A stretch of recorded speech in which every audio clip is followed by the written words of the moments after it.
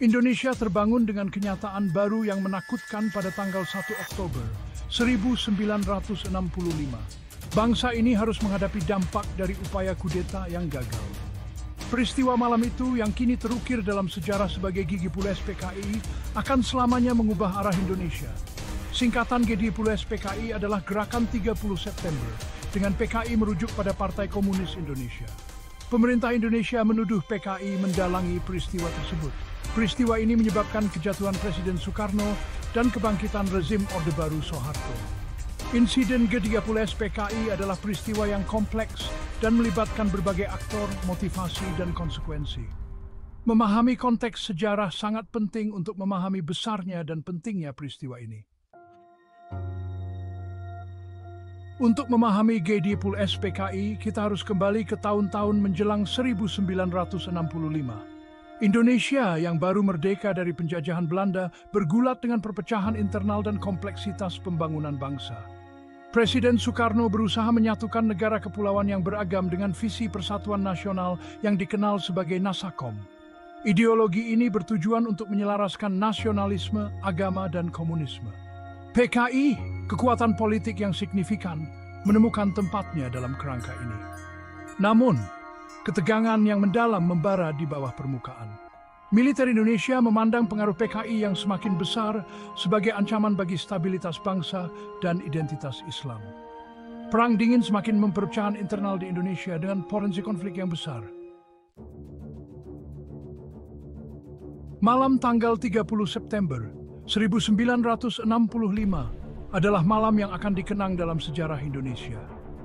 Malam itu menandai meletusnya ketegangan yang membara ini, yang telah lama terpendam di bawah permukaan. Sekelompok orang yang mengidentifikasi diri mereka sebagai Gerakan 30 September menguasai titik-titik strategis utama di Jakarta, termasuk markas militer dan stasiun radio. Mereka menangkap dan membunuh 6 jenderal tinggi Angkatan Darat, yang mereka tuduh sebagai bagian dari konspirasi besar. Tuduhan ini menyatakan bahwa para jenderal tersebut merencanakan kudeta terhadap Presiden Soekarno yang saat itu memimpin negara. Gerakan yang dipimpin oleh Letnan Kolonel Untung ini mengumumkan tindakan mereka melalui siaran radio, mencoba untuk mendapatkan dukungan publik. Ketakutan dan kebingungan mencengkeram Jakarta saat berita tentang pembunuhan itu menyebar, menciptakan suasana mencekam di seluruh kota. Mayor Jenderal Soeharto yang saat itu menjabat sebagai Panglima Cadangan Strategis Angkatan Darat muncul sebagai tokoh kunci dalam merespons krisis ini. Dia dengan cepat mengutuk gerakan tersebut, menyatakan bahwa tindakan mereka adalah ancaman bagi stabilitas negara. Soeharto menuduh PKI mendalangi upaya kudeta ini, menambah ketegangan politik yang sudah ada. Peristiwa malam itu menjadi titik balik penting dalam sejarah Indonesia, mengubah arah politik negara untuk tahun-tahun mendatang.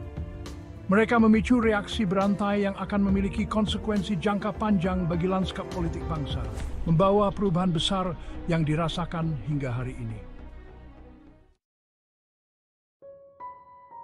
Sifat asli G30S PKI masih diselimuti misteri, tanpa narasi tunggal yang diterima secara universal. Pemerintah Indonesia di bawah rezim Orde Baru Soeharto menyalahkan PKI atas upaya kudeta tersebut. Narasi resmi ini menggambarkan PKI sebagai dalang di balik kudeta yang berusaha mendirikan negara komunis. Namun perspektif alternatif telah muncul, menantang versi resmi dan menawarkan interpretasi yang berbeda. Narasi tandingan ini mempertanyakan sejauh mana keterlibatan PKI dan menunjukkan kemungkinan peran yang dimainkan oleh aktor lain, termasuk faksi-faksi di dalam militer. Kurangnya transparansi dan penghancuran bukti semakin memperumit pencarian kebenaran.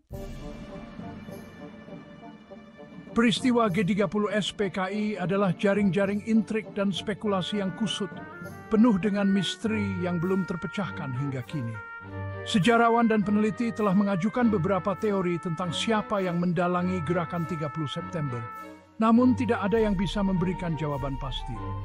Satu teori menunjuk pada faksi-faksi internal di dalam Angkatan Darat Indonesia, yang menunjukkan perebutan kekuasaan antara kelompok-kelompok militer yang bersaing, yang mungkin memiliki agenda tersembunyi. PKI mungkin telah dimanipulasi atau digunakan sebagai pion dalam permainan kekuasaan internal ini, menjadi alat bagi mereka yang ingin menguasai panggung politik. Teori lain menyebutkan bahwa CIA terlibat dalam mendalangi peristiwa tersebut karena takut akan pengaruh komunis yang semakin besar di Indonesia yang bisa mengancam kepentingan Amerika Serikat di kawasan Asia Tenggara. Teori ini mendapat daya tarik karena adanya bukti terdokumentasi tentang keterlibatan CIA dalam operasi rahasia selama Perang Dingin, termasuk di negara-negara lain. Namun, bukti konkret yang secara langsung menghubungkan CIA dengan G30 SPKI masih sulit ditemukan, meninggalkan banyak pertanyaan yang belum terjawab. Dalang sebenarnya di balik gerakan 30 September terus luput dari identifikasi yang pasti, membuat cetak menjadi salah satu misteri-misteri besar dalam sejarah se-Indonesia. Pasca G30 SPKI adalah periode pergolakan kebrutalan yang luar biasa di Indonesia.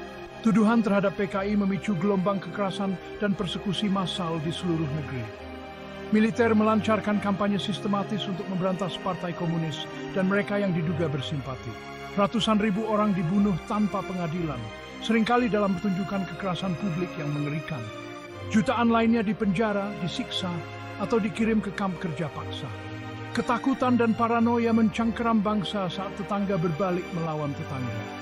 Proses hukum yang mengikuti kudeta seringkali hanyalah pengadilan sesat. Peristiwa-peristiwa ini meninggalkan bekas luka yang tak terhapuskan pada jiwa Indonesia, menghancurkan tatanan sosial bangsa. G30 SPKI memberikan bayangan panjang atas Indonesia, sangat memengaruhi lanskap sosial, politik, dan budayanya.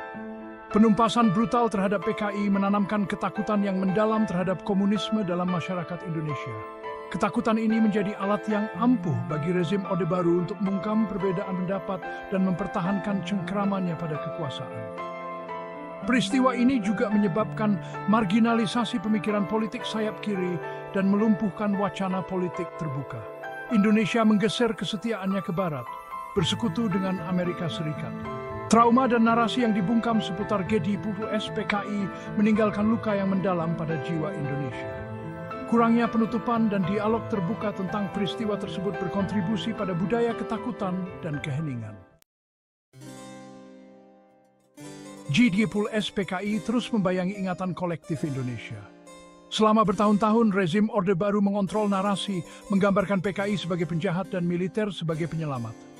Namun, jatuhnya rezim Soeharto pada tahun 1998 mengantarkan era baru reformasi. Periode ini memungkinkan kebebasan berekspresi yang lebih besar dan minat baru dalam menghadapi hantu-hantu masa lalu. Sejarawan, aktivis, dan seniman mulai menantang narasi resmi, menggali kebenaran yang ditekan. Periode ini menyaksikan lonjakan film dokumenter, film, dan karya sastra yang menawarkan perspektif alternatif tentang peristiwa tersebut. Meskipun ada upaya untuk mengungkap kebenaran, G30 SPKI tetap menjadi teka-teki yang belum terpecahkan dengan banyak pertanyaan yang belum terjawab. Kurangnya transparansi, penghancuran bukti, dan budaya ketakutan yang terus-menerus menghambat upaya untuk mencapai pemahaman yang lengkap. Sejauh mana keterlibatan asing, khususnya peran CIA, tetap menjadi subjek perdebatan sengit. Motivasi dan dinamika internal di dalam Angkatan Darat Indonesia selama masa itu juga masih belum jelas. Tingkat kekerasan yang sebenarnya dan jumlah korban tetap menjadi subjek penelitian yang sedang berlangsung. Kurangnya catatan yang lengkap dan akurat tentang kekejaman tersebut membuat sulit untuk mencapai pemahaman penuh tentang skala dan kengerian kekerasan tersebut.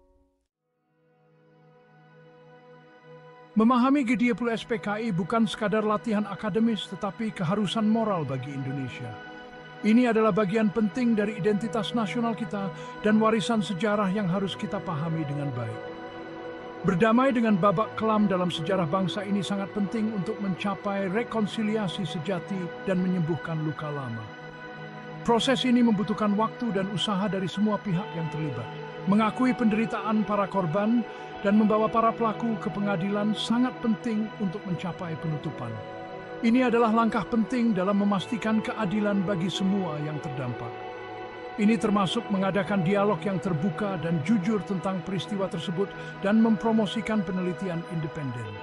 Diskusi ini harus melibatkan berbagai perspektif untuk mendapatkan gambaran yang lebih lengkap. Memahami G30 SPKI sangat penting untuk memperkuat demokrasi Indonesia. Dengan pengetahuan yang lebih baik, kita dapat mencegah terulangnya kesalahan yang sama di masa depan. Dengan menghadapi hantu-hantu masa lalu, Indonesia dapat membangun masyarakat yang lebih adil, setara, dan toleran. Pendidikan sejarah yang baik di sekolah-sekolah juga memainkan peran penting dalam hal ini.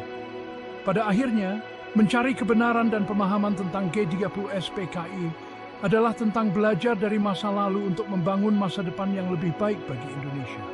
Ini adalah tugas kita bersama untuk memastikan bahwa generasi mendatang memahami pentingnya sejarah.